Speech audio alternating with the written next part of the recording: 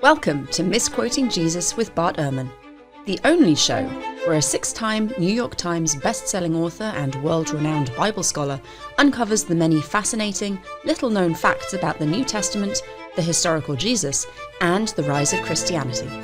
I'm your host, Megan Lewis. Let's begin. Hello, everyone, and welcome back to Misquoting Jesus with Bart Ehrman.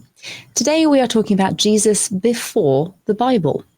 If you've spent any time reading or, listening to podcasts about the New Testament, then you'll have heard about an oral tradition used by the writers of the Gospels. But what is an oral tradition exactly, and how do academics know it existed if it's no longer being told? All that and more on today's episode. Before we get to that, Bart, how are you doing this week? I'm doing well. The semester is kind of clipping along, and it's always exciting to begin, and it's interesting to watch how the students start reacting, especially the first year students, because they're all pumped up, the first day of class, and they're all excited, and then they start getting tired, and not just from studying too much, in fact, mainly from doing other things, and they start showing up in class like droopy-eyed. It's like you got to work harder in the middle. And it kind of goes from there. So we're kind of getting to that point now where you, luckily I've got, my class times are pretty good this time. I've got a 9:30 class, which is a little bit early for some of these students, but then a 12:30 class. And for many of these students, that is when they get up. So, yeah. I was an undergraduate. I had at one point a seminar at 8 a.m. Mm-hmm. Yeah. Which I didn't especially, it was a great seminar. I actually loved, I think, all of my undergraduate classes. They were fascinating and the professors were amazing. But I didn't enjoy being on campus that early. And I can't for one second imagine that the professor particularly enjoyed being on campus. Yeah, it really kind of depends because, some professors are early birds and they just want to get it over with so they can get on with their other stuff. But 8 o'clock is not a great time for a class for anybody. No. Yeah. So how's your stuff going?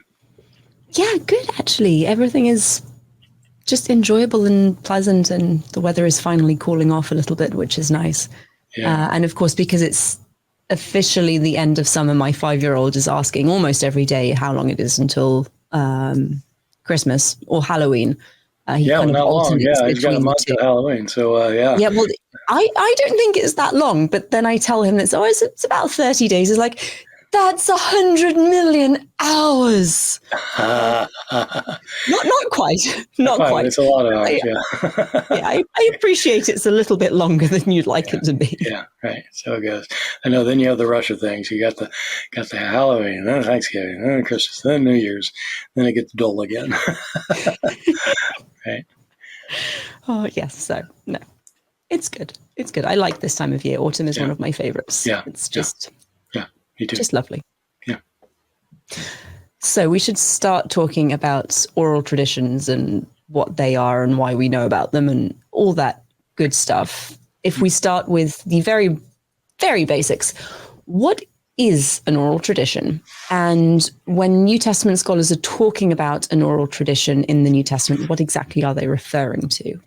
Right. So, an oral tradition is tradition means to be like handed over, to be passed on. And an oral tradition is some kind of verbal event that gets passed on by word of mouth from one person to another, and until it becomes something that a lot of people are saying. And so with the New Testament, most of the time when we talk about oral traditions, we're talking about stories about Jesus that are in the Gospels, things he said, things that he did, things he experienced, stories about him, sayings of his. We also appear to have oral traditions about the apostles after his death, found in the book of Acts. And there are oral traditions that are represented even in the books that are not narratives. There are passages in the Apostle Paul, for example, where he appears to be quoting something that had been handed on by word of mouth. some kind of like a statement, a theological statement, for example, that looks like he didn't formulate, but he inherited. So when you're working with a corpus of written material, as you as a New Testament academic are, how do you go about identifying components or features that might have originated in an oral spoken tradition? My first PhD seminar I took before I was a PhD student. I was a master's student, and I managed to convince a professor to let me into his PhD seminar because he never did that. But I managed to convince him, and it was on this question. The entire semester was devoted to trying to find places in the outside of the Gospels and Acts where it appears that there appeared to be something that was pre-existing orally that had been stuck in. And we're not going to go into the ins and outs here, but there are criteria that make you suspect that something is not part of the composition that the person is composing at the time. Usually because it seems to be more kind of structured. It seems to be maybe more poetic, or more you can actually structure it more, outline it more carefully. It's more lapidary. And it seems to interrupt the context. There are all sorts of things you can do. It's a little speculative, but there are some places where it looks like it's a pretty good slam dunk case. There are other parts of the New Testament, like the Gospels, which we'll probably be focusing on, where I think everybody agrees that there are two choices, really. Either the gospel writers were making everything up on the spot, or they're basing this on stories they heard. They may be basing it on stories they read, but then whoever wrote those was basing it on stories they heard. And so everything either in the Gospels is either an oral tradition or a written originated as a written composition. If it's originated as a written composition, it means the author is literally making it up, that there's no historical basis. It's just making up a story. And so that's possible. And it's really hard to know which is which if it ever does happen. But most of the Gospels must go back to stories told about Jesus. Is there a specific book, or like you've mentioned the Gospels in the New Testament, that show features of an oral tradition particularly strongly, or some books that maybe seem to rely on this oral tradition more than others do? Well, I think all four Gospels show the same signs of the same process, even though they contain different stories. These stories clearly have been told and retold, and so some people will say, well, why would that be? And it's just important to think about this for a second, because the Gospels are written decades after the life of Jesus. If he died, let's just say round it out and say he died around the year 30. Mark's Gospel is almost always dated to around the year 70. That's 40 years later.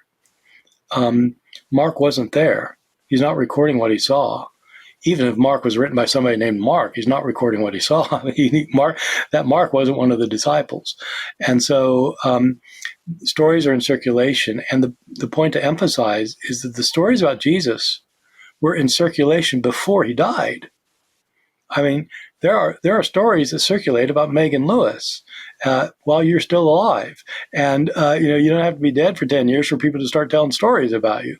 So the stories about Jesus began right off the bat, and they've got to be continuing for year after year before somebody writes them down.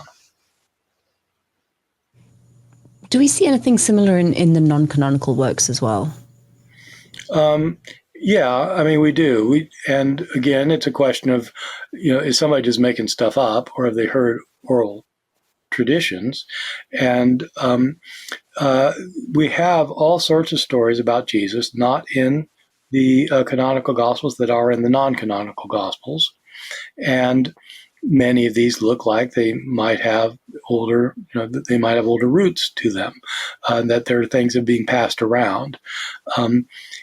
As time goes on, it gets increasingly likely that people are making stuff up, because in terms of they're at least not necessarily hearing stories that have been around for 50 or 60 years. They might be, but some of the stories, especially in the later Gospels, don't appear to be the sorts of things that would have been floating around for decades. In the last episode, we talked about the Gospel of Peter, and the walking, talking cross and the giant Jesus. It's completely plausible that that author came up with that idea himself. It's plausible that he got it from, he'd heard stories like that and he implemented it himself, maybe altered them some, maybe just reproduced them. At some point, you just can't know for sure. But I think you can know pretty reasonably well that the earliest Gospels ultimately are based largely on oral stories. Do academics think that the writers of the New Testament were reproducing the oral tradition verbatim, that is, writing down the stories using the words that they'd been told, or are they writing based on those stories? And I'm asking because as I read through the New Testament, I don't get this overwhelming sense of repetition that I would see in things like Homer, or a lot of Mesopotamian literature, where you get either phrases repeated quite regularly. Wine dark sea is one that turns up in the Odyssey and the Iliad a lot, and Mesopotamian literature will reproduce whole passages quite regularly. Yeah. It's interesting to compare the Gospels to Homer. We probably shouldn't do it here because I think it might get kind of in the weeds a bit. But you do get these repeated lines in Homer. The reason you get these repeated lines, you have these phrases that occur all the time in Homer, like it just, rosy-fingered dawn, right? Is rising, and so you get these repeated lines. But the reason for that is because these poems were memorized.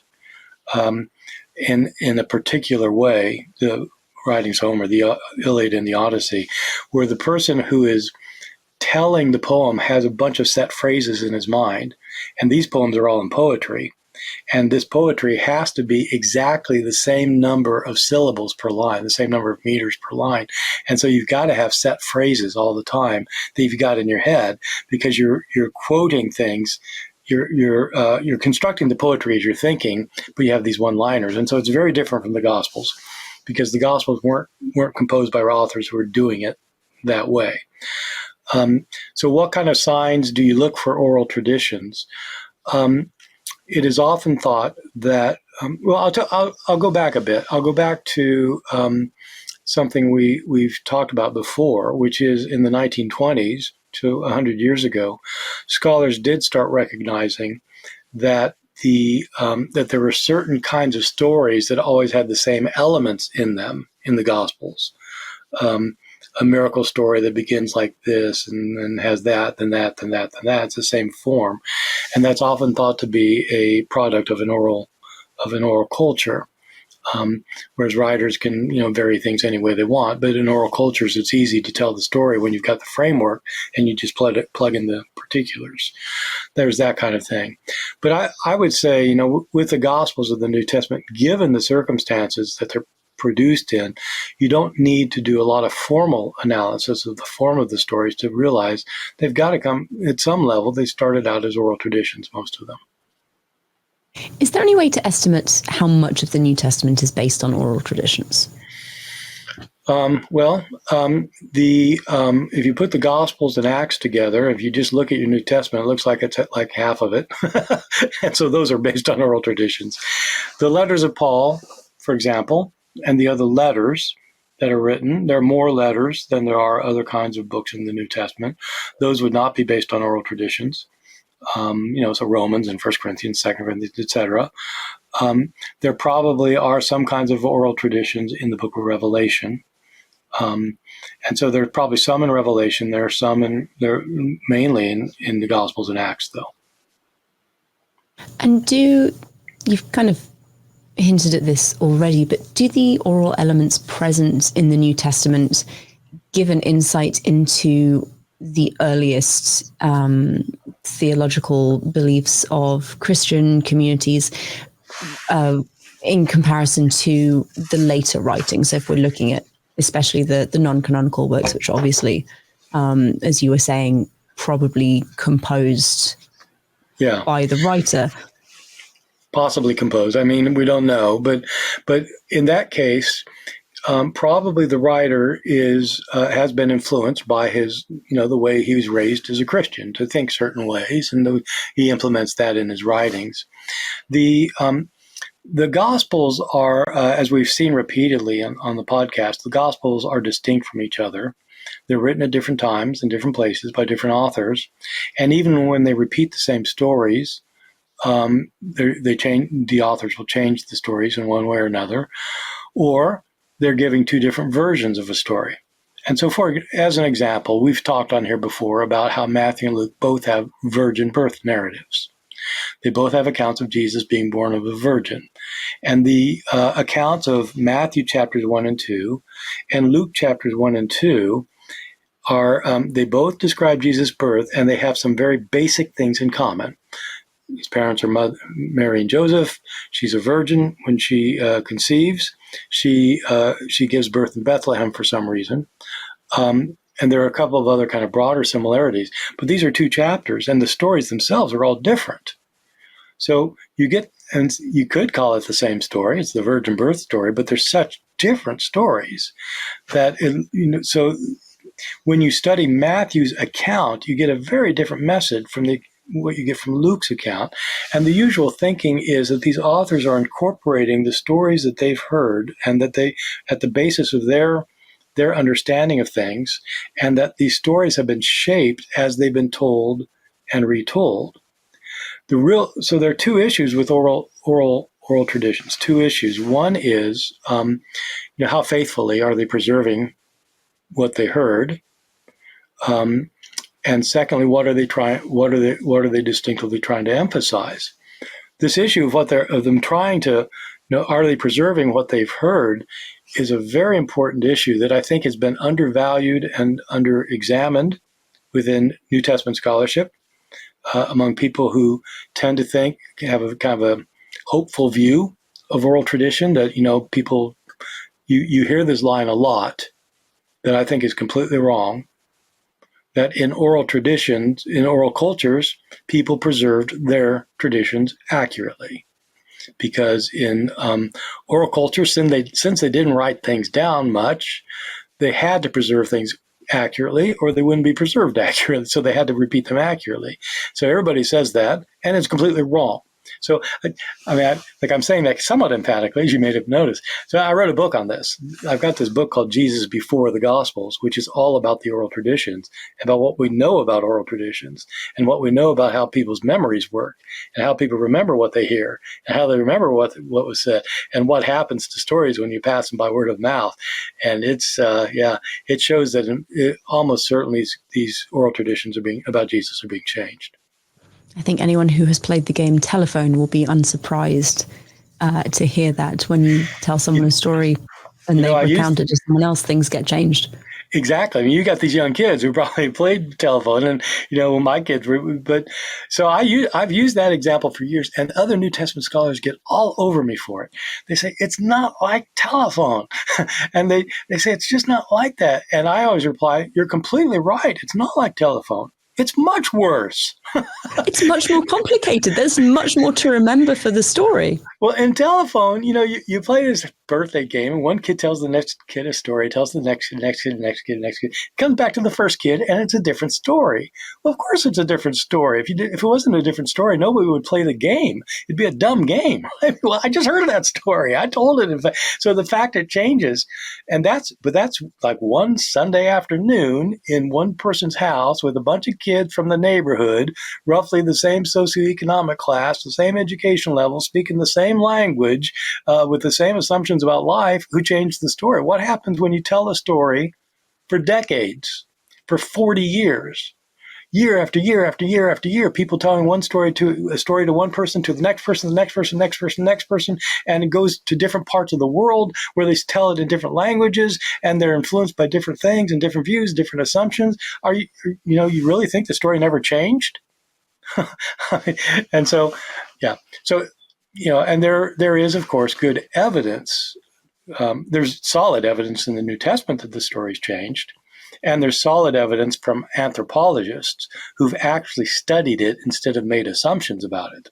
Most New Testament scholars just make assumptions about oral traditions, and they haven't read what we know about oral traditions from actual studies. So, based on everything that you've just said about not necessarily the unreliability of oral traditions, but their ability to change as the stories are told and retold. And what you've said also about how these oral traditions were used by specifically the writers of the Gospels to frame their own narratives and to get their own particular messages across. Do you think it's possible ever to get back to what the earliest Christians believed based on what oral traditions we have preserved? Or have they just been changed so much that it's simply not possible? Well, it's an interesting question. It's an interesting way to phrase it, because what most people ask, can we know what really happened in the life of Jesus, given the fact that these are based on oral traditions? And so that's one question, and that requires a certain kind of historical methodology, which people have. But you're asking, can you get back to what the earliest Christians believed? And that's a very interesting question. That's slightly different. To some extent, you can certainly get back to what the storytellers believed, because you have their stories. On the assumption that these are based on oral traditions, you can see how they're being formulated, how they're being changed. It is clear that when the stories about Jesus pass around by word of mouth, certain kinds of tendencies happen. Jesus is never made to look less interesting or less powerful or less knowledgeable as the oral traditions get circulated. His importance and his understanding and his knowledge and his power grows in the passage of time among most people. Oral traditions are never, though, on a straight kind of trajectory. Like it doesn't always go from here to here to here to here. It's not like they always get longer and longer and longer, or that they always get shorter and shorter and shorter, or they develop this way or that way. It's, there are huge differences because we're talking about human beings here. But there are tendencies within the oral tradition, it appears, toward elevating the status of Jesus, for example. And a lot of times you can, if you just read Matthew's account, you can get a better idea of how the stories are being told in his community, which was different from the way they were being told in John's community. So if we can get a reasonable idea of what people believed about Jesus, do you think it's possible to then, as you were saying, get back to any kind of historically reliable narrative about what did actually happen to him during his life? I'm sure we'll spend a lot of episodes on this particular question because it's one of the most important questions in biblical scholarship and has been since the Enlightenment. Given the fact that we have these different gospels based on oral traditions, what chance do we have of knowing what Jesus really said and did? My sense is, so scholars do have ways of developing methods for working it out. There are basic agreements on many things among scholars of different persuasions, that there are some things that are just so well attested that it's very difficult to think they're not accurate. They tend to be broad things. Jesus was a Jew who grew up in Galilee, who became a itinerant preacher, who had followers, who was thought to have done fantastic things, who went to Jerusalem the last week of his life for a Passover feast, who was condemned by the Roman governor Pontius Pilate and was crucified. I mean, you can come up with a list of things like that. But what people are most interested most people assume that list of things, but they want to know the details. Did Jesus really do this? Did Jesus really enter into Jerusalem on a donkey? Did Jesus really go on trial before the Jewish Sanhedrin? Did Jesus really go into the temple and cleanse the temple? Did Jesus really confront the Pharisees about this? Did Jesus really say this? Did Jesus really say that? And so it's in those details that it gets complicated. And it's complicated not just because of the oral traditions, but because also you've got different authors who are writing things differently and changing things as they write.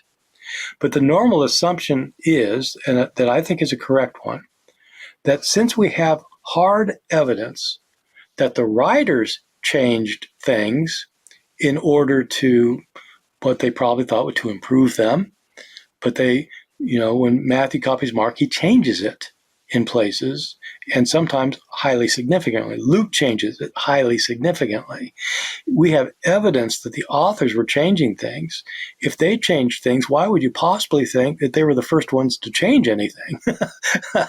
In other words, it's just when you tell stories, you tell them differently. This is one of the things the anthropologists have studied. They've studied cultures where people pass on everything by word of mouth, and you have professional storytellers. And the professional storytellers will often, in these various cultures that have been studied, will often say that the story I just told is exactly like I told it 10 years ago. I've told the same story the whole time. But the anthropologists will do things like write it down or record it, and then 10 years later, very sneaky. They do it again, and they'll record it. And the storyteller say, yeah, it's exactly the same thing. And in fact, it'll be twice as long. And it's exactly the same thing. And so they mean something different from exactly the same thing than we literate people who rely on writing mean by exactly the same thing. We mean word for word the same. They mean that the meaning is the same, and the themes are the same. It's the same it's message. Exactly the same. It's the same thing. And so you have to read these works of anthropologists, and when you do that, then you realize, yeah, okay, it's not quite what I heard in graduate school, which is that in oral cultures everybody preserves things accurately. I think that can be shown absolutely to be wrong.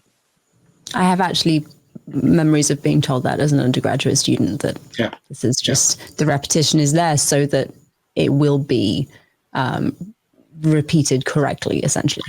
Well, we had when I was a graduate student at Princeton Theological Seminary, we had a visiting professor from Scandinavia who was a famous New Testament scholar that was there, who was giving a lecture. And for some reason or another, I ended up having breakfast with him as a graduate student. And he's one of these people who thought that in the oral tradition, things were passed on accurately, so that the stories in the Gospels are accurate representations of things that happened that have been passed on orally.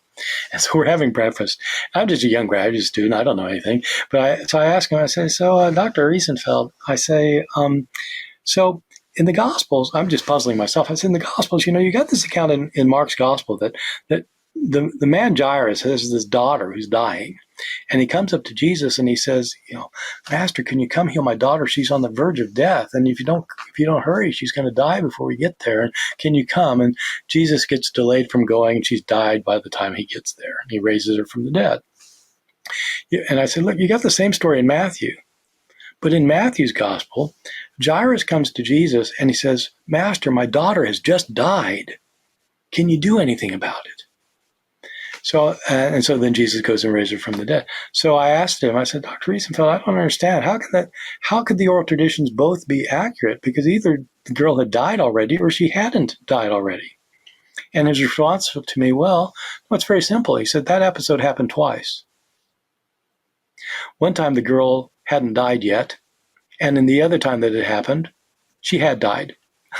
That is certainly an explanation. Wow. Whoa. I thought, man, okay, that's all I need to hear. that tells me a lot. You think that one happened twice, do you? Okay, that would explain it. And so that's how you preserve that the oral tradition is passed on accurately. Okay. Well, right. I'm sure we will talk about this in more detail in later episodes, especially the question of how we get to what actually happened in Jesus' life. It matters so much because it's so rooted in questions. It's rooted in a number of questions that scholars just take for granted. And one of them is, with oral tradition and this question about the historical Jesus is, how does memory work? Most people just haven't even thought about it. Most New Testament scholars haven't really thought about that as a question. How do we remember things? Not just what we experience and not just what we learn, but how do we remember what somebody tells us? And when we tell it, how does somebody remember what we told them? And sometimes people change things intentionally. Sometimes you just misremember. And it happens all the time. When people tell stories about each of us and about everyone else that are just wrong, and they aren't meaning to be wrong. They just they changed it around in their head. They didn't mean to. But the memory's not a perfect thing. No, it's not. And there are some amazing studies on memory and how easy it is to implant memories and influence memories and No, the study suggest of things to people. the study of false memory is fascinating, and the human brain has not evolved since for 2,000 years. It's not like we've got different brains now, so that we can't remember things or we can remember things better or worse. It doesn't work that way. The neurological structure is the same, basically the same. But but you can see how false memories work, and once you start learning about false memory and what psychologists have said about false memories, it's scary for one thing. But it's also very significant for thinking about how people remember stories that they're told. And that's the issue with oral traditions about Jesus. If stories are being told year after year after year after year in different places at different times by different people, how well does the memory work? Is everybody remembering it? Are they memorizing it? That's what we always learn. They all memorized it. They didn't memorize it. So you're right. This is an important topic. It's going to have a lot of ramifications for us. Thank you very much. This is very interesting. I'm looking forward to talking about it more. We are going to take a very brief break, and then we'll be back with Bart's weekly update. This is Bart's Weekly Update, where we get to catch up on all the latest about Dr. Ehrman's book releases, speaking engagements, ehrmanblog.org happenings, and online course launches. And we are back. Bart, what are you updating us with? What am I updating us with? Well, we've had our conference now, our Bible conference, our much touted Bible conference, and this is all part of my. I've got this business, the Bart Ehrman Professional Services, where we do online courses. We do a number of online courses, and because of that, this is one of those things where it never ends. There's no ending to this. There are so many things we can do courses on of interest to people broadly. But it's now that we've done with that, it means I have to start thinking very seriously about the next thing. And so I'm starting to do that now. I'm going to do a course in November that we're actually calling it Misquoting Jesus. I think that's what we're going to call it. And it's specifically about how scribes altered their manuscripts when they copied them, and why they did it, how they did they do it, how much did they do it, how did it affect the meaning of the text, does it actually change what the New Testament said? Are there places where it got changed so much that we don't even know what it said? those are the kinds of issues that I'm going. I've worked on for years and years, but I haven't delivered a course on that. Probably ever. So I'll be doing it on this one. Fantastic. That sounds really, really interesting. Do you know when that will be available? Well, we're going to record it. It's going to be, we're going to present it on November 11th. So we'll do it live, and then we'll produce it as a course for people to purchase, but people can buy a ticket to come to the course itself. And so it'll be, and it'll be November 11th, I think is the date. And it'll be another live event, probably maybe a 4-lecture thing with an extensive Q&A. We will have more details for you as those are finalized. So watch this space, stay tuned, all that good stuff. We are going to, what are we doing now? Bart's Soapbox. You're going to soapbox about something for us, aren't you? Why not? I think I will. It's been a while. I've been on a soapbox for a while. Dr. Ehrman has written 6 New York Times best-selling books and holds a PhD from Princeton Theological Seminary. It's not often you'll see him made a fool, but it doesn't hurt to try. It's time for Outsmart Bart.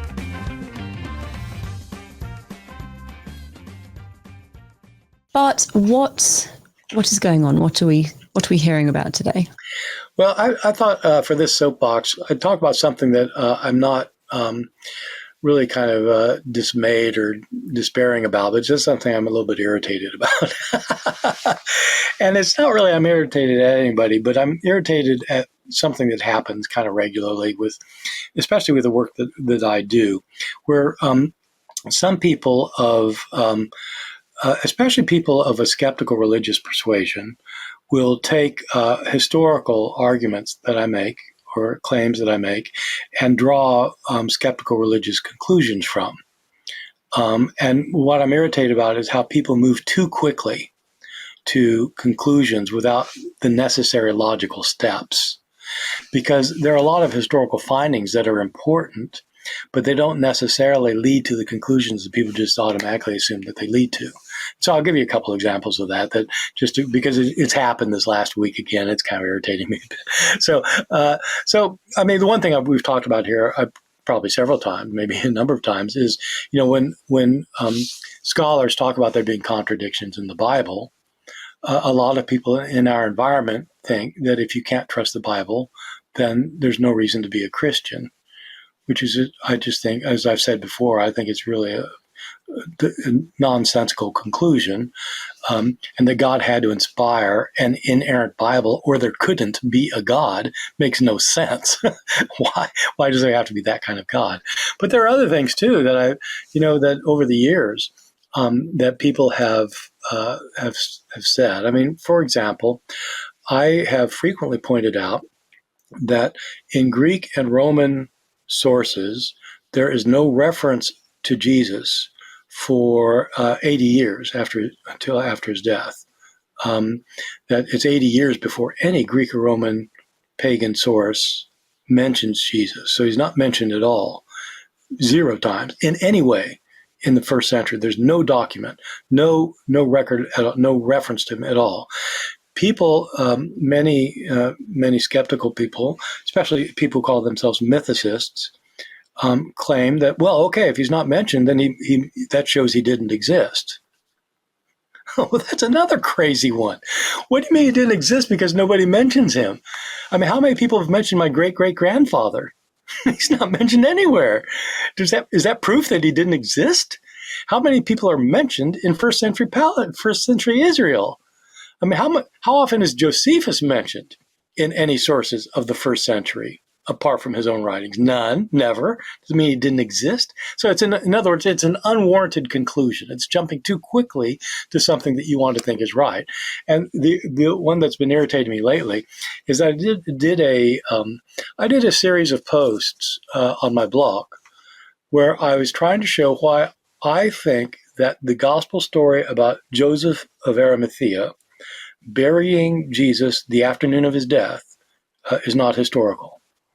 I don't think that Jesus would have been buried the afternoon he died, which all the Gospels say he was, but it is contrary to Roman policy about what to do with crucifixion victims.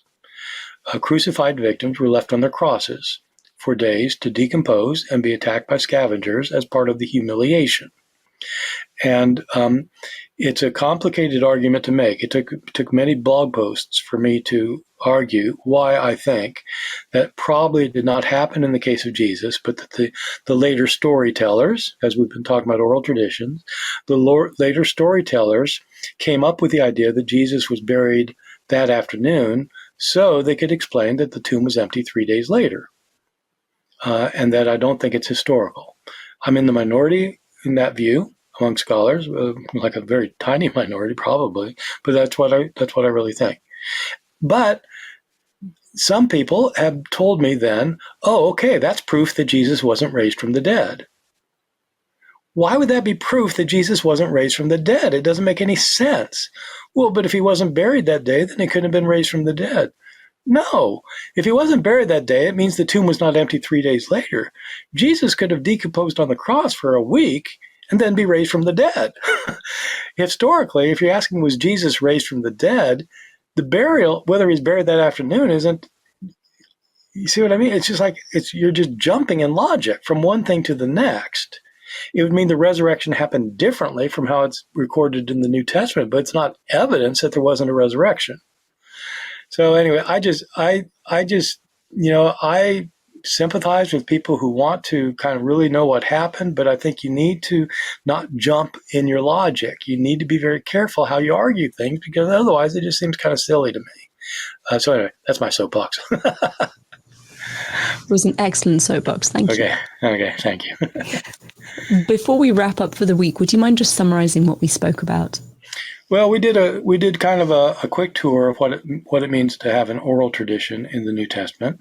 We talked about how traditions passed on by word of mouth. largely about Jesus, his things he said, the things he did, the things he experienced, but also stories about apostles and other kinds of things in the New Testament that were passed on orally before they were written down. And a couple of the big questions that were raised that we kind of scratched the surface of answering are how does that affect how we understand these traditions? I mean, if traditions are being passed on by word of mouth, how much do they change? Are there mechanisms to keep them from changing at all? If the Gospels are based on these things years later, does it mean they're inaccurate? And how do you get behind the traditions? You can use these traditions to know what the earliest Christians actually thought about Jesus. Can we use the traditions to know what Jesus really said and did? And so the issue of oral traditions raises a lot of big questions about the New Testament. It's the kind of thing, though, where, just as on my soapbox, the fact that the oral traditions are problematic doesn't mean that you throw out the Gospels as useless. As people sometimes do. They say, well, if it's oral traditions, that's no good. So no point reading it. And that's more crazy speak, in my opinion. Thank you very much. Audience, thank you all for listening. I hope you enjoyed the show. If you did, please subscribe to the podcast to make sure you don't miss future episodes. Remember, you can use the code MJPodcast for a discount on all of Bart's courses over at www.barterman.com. Misquoting Jesus will be back next week. Bart, what are we talking about next time? So next week, we're going to have an episode that's very interesting to me and to many, many people, having to do with scholars who write popular books. Scholars are known, of course, for writing scholarly books. Why don't more scholars write books for general audiences? And what's it mean to write a book for a general audience? I love doing it. I love introducing complicated scholarship in simple terms. But it's actually some academics, a lot of academics, look down on the process. And so this will be an interesting episode for people to understand what the process is. When you're reading a book you get from Barnes & Noble from a real expert in an area, but it's geared toward you. What does that entail? How do they do that? So that's the kind of thing we'll be talking about. Thank you all, and goodbye.